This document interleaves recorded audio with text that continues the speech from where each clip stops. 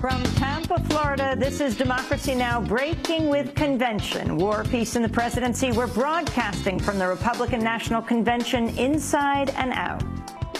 Mr. Chairman and delegates, I accept your nomination for President of the United States. Republican presidential nominee Mitt Romney delivers his acceptance address on the last night of the Republican National Convention.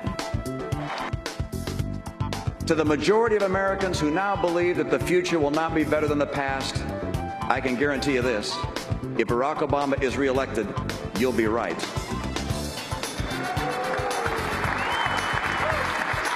Mitt Romney's speech was seen as the most important of his political life, but it may have been overshadowed by the Republicans' mystery speaker, who turned out to be actor and director Clint Eastwood. But I'd just like to say something, ladies and gentlemen, something that I think is very important, is that we own this country.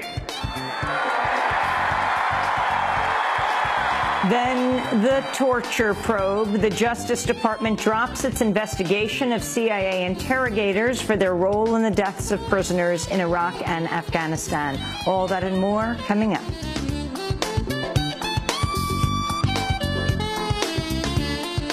Welcome to Democracy Now!, democracynow.org, Breaking with Convention. I'm Amy Goodman. Mitt Romney accepted the Republican presidential nomination Thursday night with a vow to revive the U.S. economy and a plea to voters disappointed with President Obama's first term. How many days have you woken up feeling that something really special was happening in America? Many of you felt that way on Election Day 4 years ago.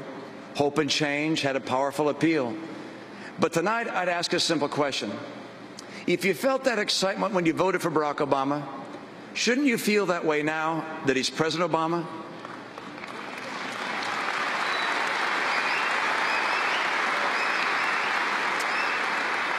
You know there's something wrong with the kind of job he's done as president when the best feeling you had was the day you voted for him.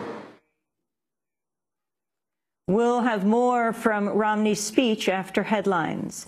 The Justice Department has announced it won't prosecute anyone involved in the killing and torturing of prisoners in CIA custody after a 3-year investigation. The Justice Department had been probing the deaths of 2 men, one in Iraq, one in Afghanistan. Ul Rahman died in 2002 while being held at a secret CIA facility known as the Salt Pit in Afghanistan. He'd been shackled to a concrete wall in near-freezing temperatures. Manadel El-Jamadi died in 2003 while in CIA custody at Iraq's notorious Abu Ghraib prison. His corpse was photographed packed in ice and wrapped in plastic. In a statement, Eric Holder said no charges would be brought against U.S. operatives because the admissible evidence would not be sufficient to obtain and sustain a conviction beyond a reasonable doubt, he said. We'll have more on this story later in the broadcast. A federal court has blocked the controversial voter ID law in Texas, saying it discriminates against people of color. The law requires voters to show their photo ID at the polls, and Texas had hoped to implement it before the November election. But on Thursday, a 3-judge panel said Texas had failed to prove the law will not harm the voting rights of ethnic minorities. The Justice Department blocked the law earlier this year, warning it stood to disenfranchise at least 600,000 voters, a disproportionate number of which are Latinos and other minorities.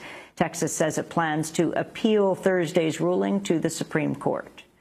Tropical Storm Isaac's beginning to head west after lashing the Gulf Coast for the better part of 2 days. Rainfall's continuing in parts of the Gulf as the slow-moving storm continues to show its wrath.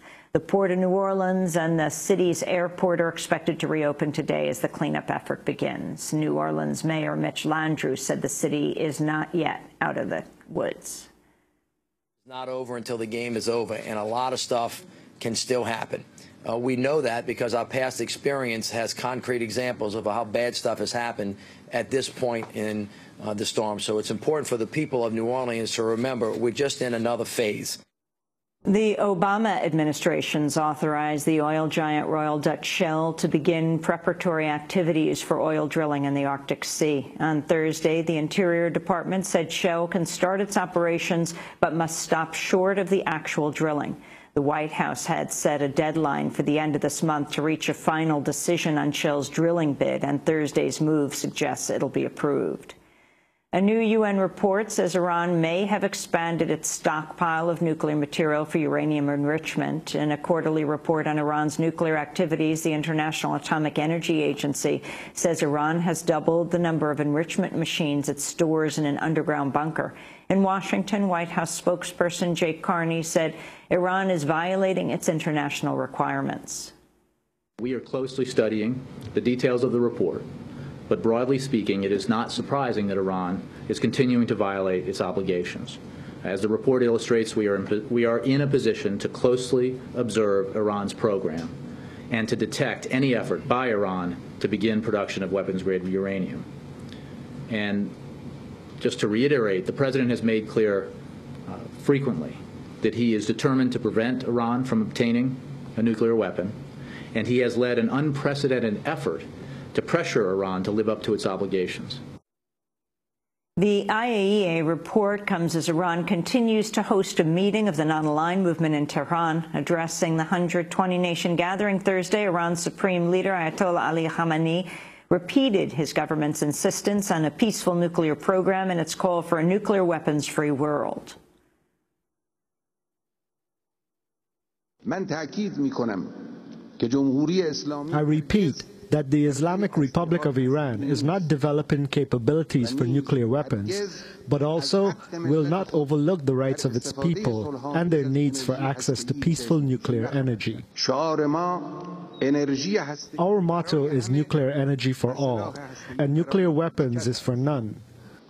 We stand by both of these mottos, and we know that breaking the biased views that some Western countries hold about the production of nuclear energy and the underlying fundamentals is to the benefit of all nations. And back in the United States, a military judge has set a trial date for the alleged Army whistleblower Bradley Manning, who's accused of passing classified material to WikiLeaks. Manning will stand trial on February 4th of next year. Close to 3 years after his arrest, he faces life in prison. And in breaking news, a number of people have been reportedly killed in a shooting attack in New Jersey. A lone gunman allegedly opened fire in a Pathmark supermarket in the town of Old Ridge. Initial reports say between 3 and 7 people, including the gunman, are dead. And those are some of the headlines. This is Democracy Now!, democracynow.org. Breaking with Convention. I'm